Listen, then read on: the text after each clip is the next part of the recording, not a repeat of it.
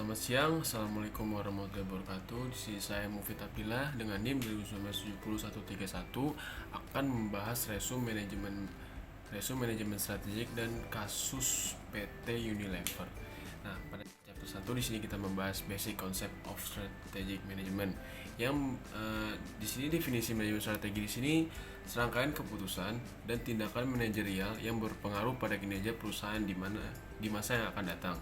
Nah, manfaat mempelajari manajemen strategi di sini dapat membantu agar tahu apa yang harus dikerjakan untuk kinerja perusahaan, lalu membantu memilih strategi yang paling signifikan pengaruhnya bagi perusahaan, dan membantu dalam pemahaman terhadap perubahan industri, dapat menyelarasakan antara struktur, budaya, dan sumber daya.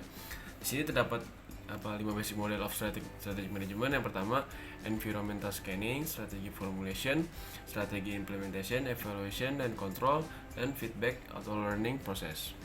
Nah, lalu kita masuk ke chapter 4. Di sini ada environmental scanning and industry analysis. Nah, environmental scanning ini mengevaluasi dan menganalisa informasi yang mempengaruhi strategi yang akan diambil oleh organisasi. Nah, di sini punya 3 macam nih yang ada. Yang pertama itu ada nature of cycle, alam, iklim, SDA. Yang kedua ada societal.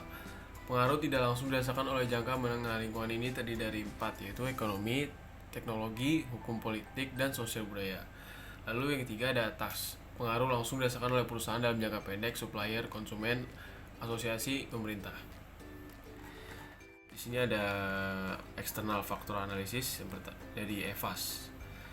Dari tabel EVAS dan untuk membuat tabel EVAS sendiri itu membutuhkan 3 kolom, yaitu yang pertama ada KSF, Key Success Factor, kesempatan dan ancaman bagi perusahaan. Lalu yang kedua ada bobot KSF yang paling pengaruhi strategi perusahaan, total sama dengan 1. Urutannya bagaimana perusahaan merespon faktor eksternal dari 1 sampai 5. 5 sangat bisa mengatasi, 1 tidak bisa mengatasi. Yang keempat ada bobot tertimbang 2 kali 3, 5 komentar. Lalu kita masuk ke chapter 5, Organizational Analysis and Competitive Advantage. Faktor lingkungan internal apa saja yang mempengaruhi perusahaan dalam menentukan strategi? Yang pertama ada culture. Culture di sini ada corporate culture dan cultural intensity. Yang kedua ada cultural integration. Yang ketiga ada structure. Simple, fungsional kelompok pekerjaan yang sama sejenis, dan divisional terdiri dari beberapa fungsi per produk tertentu. Yang keempat ada research. Research di sini ada research based view, yaitu pendekatan yang digunakan untuk menganalisa segala yang berhubungan dengan research atau sumber daya dan capabilities atau kemampuan. Lalu di sini kita membahas IFAS-nya, Internal Factor Analysis Summary. Yang pertama ada tabel yang mengidentifikasikan faktor internal dan mengelompokkannya ke dalam kekuatan maupun kelemahan untuk kemudian bisa mengambil keputusan berdasarkan hasil analisa tabel tersebut. Eksternal yang mengetahui strength, opportunity, yang internal mengetahui strength, opportunity, eksternal mengetahui weakness dan threat. Pada chapter 6, sini kita masuk ke chapter 6 langsung, yaitu strategi formulation business strategy. Formulasi strategi adalah kegiatan menganalisa dan merencanakan misi, tujuan, strategi, dan kebijakan perusahaan. Formulasi strategi dimulai dengan menganalisa situasi eksternal dan internal, EVAS dan IFAS. Alat analisnya adalah IFAS ditambah SFAS sama dengan SFAS. Hasil analisa SFAS sama dengan SWOT. Nah, kelebihan di sini adalah alat analisis untuk mencocokkan faktor internal perusahaan dengan faktor eksternal perusahaan. Yang kedua, memanfaatkan kekuatan untuk memaksimalkan peluang dan mengurangi kelemahan untuk meminimalkan ancaman. Nah, kelemahannya sebatas alat ukur, tidak ada sudut pandang dari konsumen, menggunakan satu timeline hanya saat itu, bukan time series, dan tidak ada validasinya. Kita masuk ke chapter 7, strategi formulation, corporate strategy. Corporate strategy adalah arah dan petunjuk bagi seluruh perusahaan dalam mengelola sumber daya dan kapabilitas yang dimiliki. Ada 3 isu utama yang wajib dibahas mengenai strategi pada level corporate. Yang pertama ada directional strategi, arah tujuan perusahaan.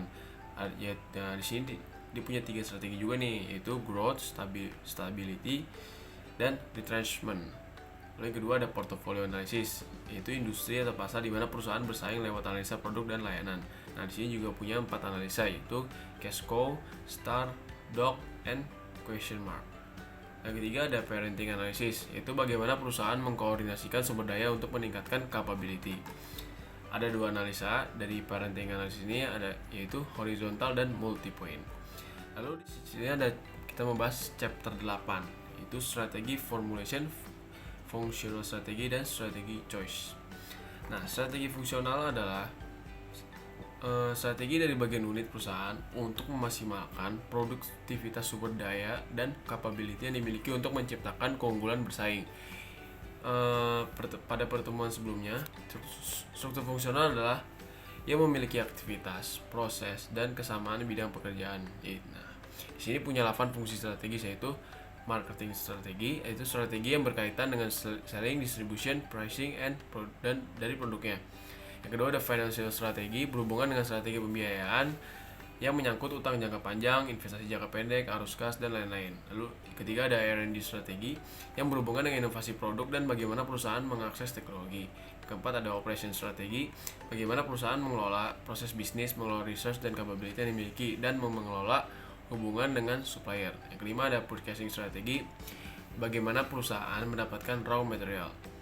Keenam ada logistik strategi, bagaimana flow produk ke dalam dan keluar perusahaan.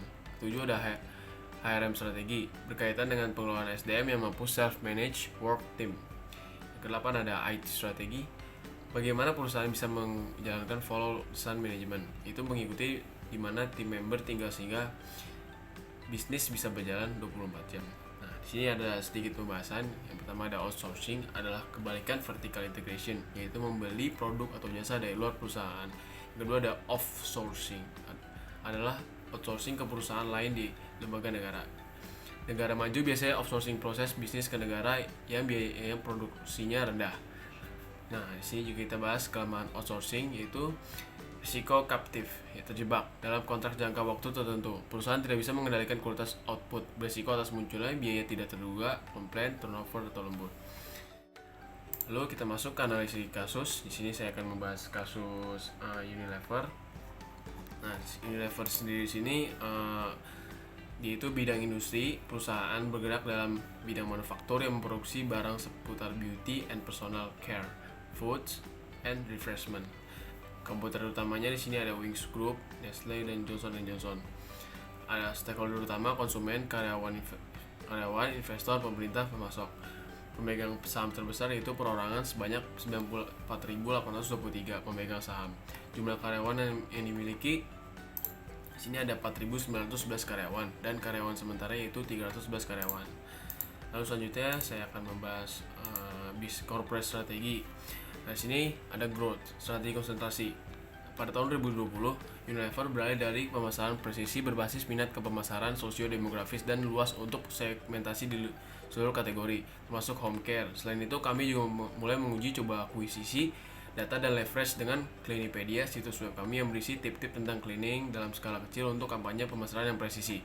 Lalu ada horizontal growth, yang Unilever memastikan pasokan produk yang balik dengan merevisi rencana produksi dan dengan cepat mendistribusikan produk ke seluruh Indonesia. Lalu sini saya akan membahas bisnis strateginya. Yang pertama ada competitive strategi, yang Unilever termasuk dalam kategori cost leadership karena ditujukan pada pasar massal yang luas. Lalu ada collaborative strategi, Unilever dan Manchester United secara resmi mengumumkan penandatanganan perjanjian kerjasama untuk jangka waktu 3 tahun sebagai mitra regional di Asia Tenggara. Lalu ada functional strategi. Pertama ada strategi marketing, itu kedua ada strategi finansial, ada strategi manajemen SDM, operasional, sistem informasi, dan strategi research and development. Ya, mungkin sekian dari saya. Apabila ada kesalahan mohon dimaafkan. Wabillahi taufiq wal hidayah. Wassalamualaikum warahmatullahi wabarakatuh.